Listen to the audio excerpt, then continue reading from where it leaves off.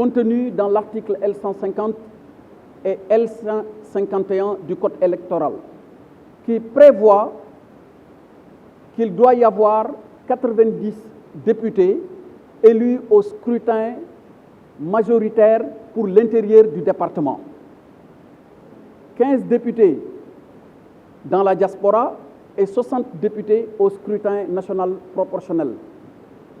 Ceci préalablement rappelé que la totalité des députés dans la législature en cours est de 165 députés.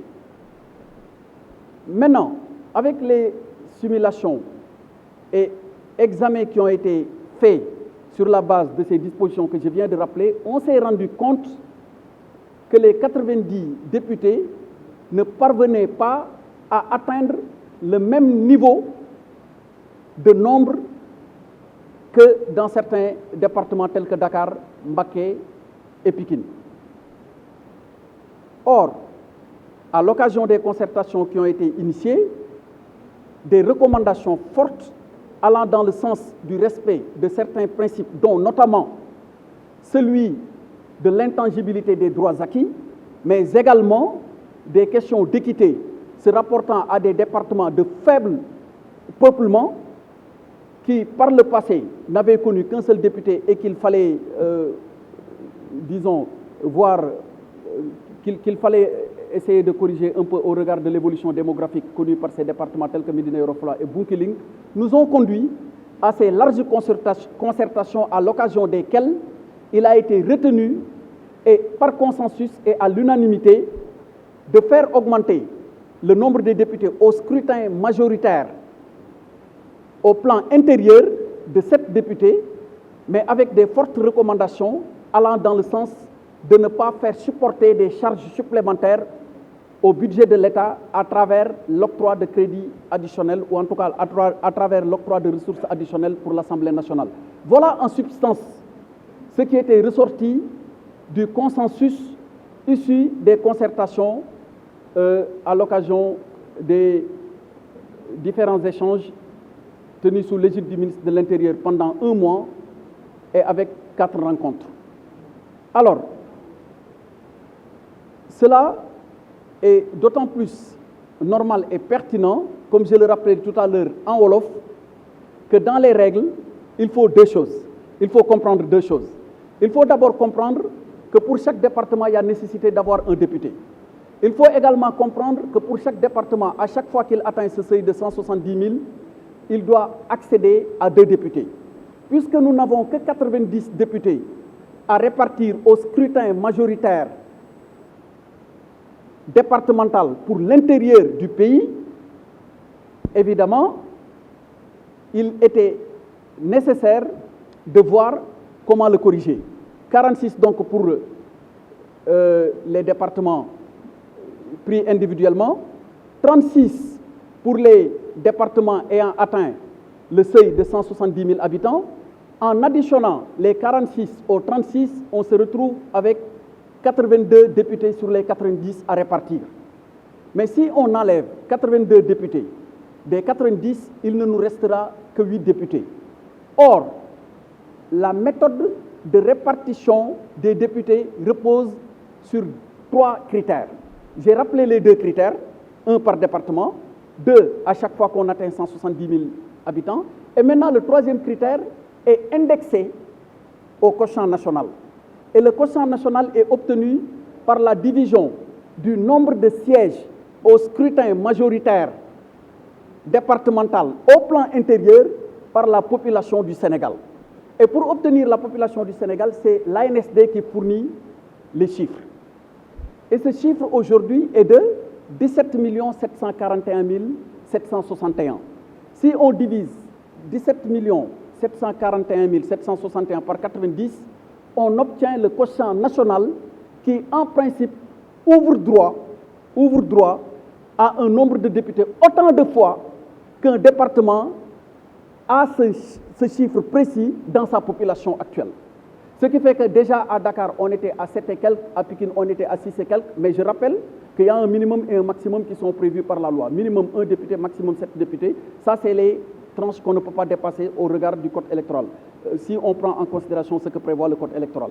Voilà pour les raisons pour lesquelles on a envisagé les différentes solutions par lesquelles il fallait amener tous les acteurs à un consensus.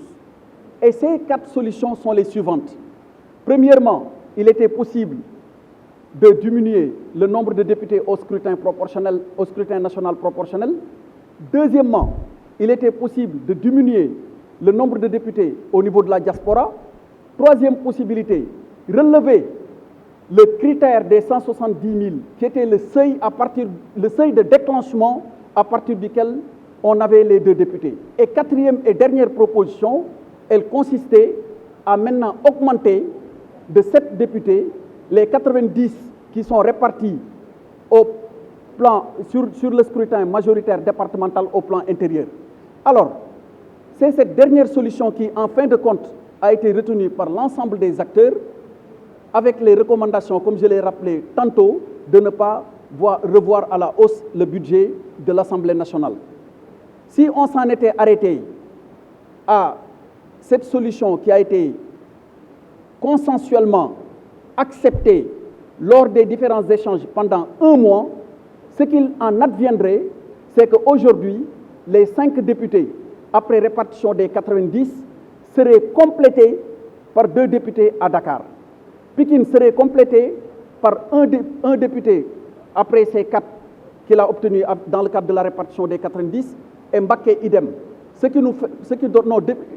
Pikine c'est 2, donc on aurait 2 à Dakar, 2 à Pikine, 1 à Mbacké, et les corrections rendues nécessaires par l'évolution démographique connue par les départements de Mbour et de Thiès. Voilà en substance ce qui s'est passé dans le cadre donc, de ces échanges ayant abouti à la solution consensuelle que je viens d'exposer. Monsieur le Président, je ne pourrais pas terminer en français sans pour autant revenir sur des questions qui semblent relever de positions exprimées ce matin à l'hémicycle. J'ai entendu avec beaucoup d'intérêt et d'attention les honorables députés Mamadou Lamine Diallo et Aïssatou Mbodj dire que pour l'essentiel, je prendrai d'abord le cas de la position exprimée par Mme Aïssatou Mbodj. J'ai écouté avec beaucoup d'attention ce qu'elle a dit. Si j'ai bien compris, en substance, elle dit qu'elle n'est pas contre la solution qui est proposée, mais c'est la démarche qu'elle semble ne pas apprécier. Mais là aussi, je dois rappeler que les méthodes de concertation obéissent à une tradition fortement ancrée au Sénégal. Le cadre de concertation qui sert de lieu d'échange entre les acteurs politiques est un cadre permanent et qui est convoqué au lendemain de toutes les élections générales. Traditionnellement, et jusqu'en 2007, nous avions 2 pôles au Sénégal. Il y avait le pôle de la majorité et le pôle de l'opposition. C'est en 2007 qu'a émergé un 3e pôle, dit pôle des non-alignés. Dit pôle des non-alignés. Oui. Donc, dit pôle des non-alignés. Alors, j'ai bien compris le sens de votre interrogation quand vous dites que nous devons prendre Yewwi Askan Wi comme une réalité.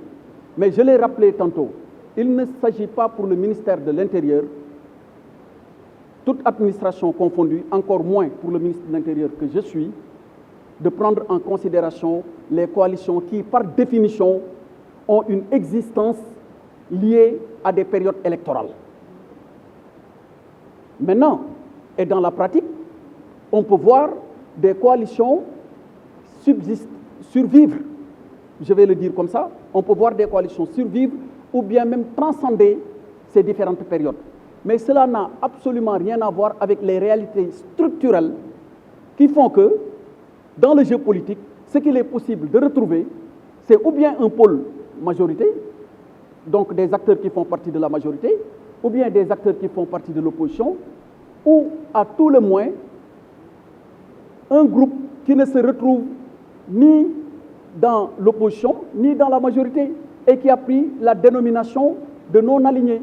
À partir de ce moment, si nous devons inviter à des concertations devant donner lieu à un consensus, ce que nous pouvons et nous devons d'ailleurs faire, c'est de nous adresser aux coordonnateurs connus de ces différents pôles est à charge pour eux de voir quelle est la composition exacte et du moment des pôles donc, qui doivent répondre aux convocations avec le quota qu'on leur aura préalablement indiqué.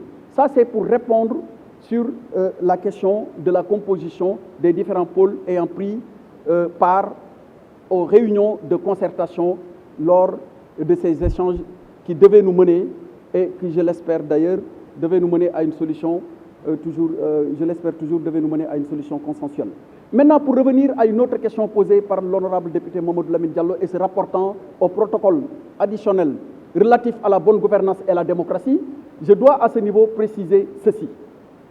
C'est pour cette raison que nous avons appelé à des concertations. Encore qu'il faut, dans la lecture ou dans le rendu des textes tels qu'ils sont rédigés, dire leur contenu exact. Ce que prévoit ce protocole, c'est quelque chose de très simple. Le protocole dit, dans les 6 mois précédant une élection, aucune réforme substantielle de la loi électorale ne peut intervenir sans le consentement d'une large majorité des acteurs. C'est ce qui nous a amenés à appeler les uns et les autres autour d'une table pour échanger et essayer d'aboutir au consensus qui, on l'espérait, était acquis.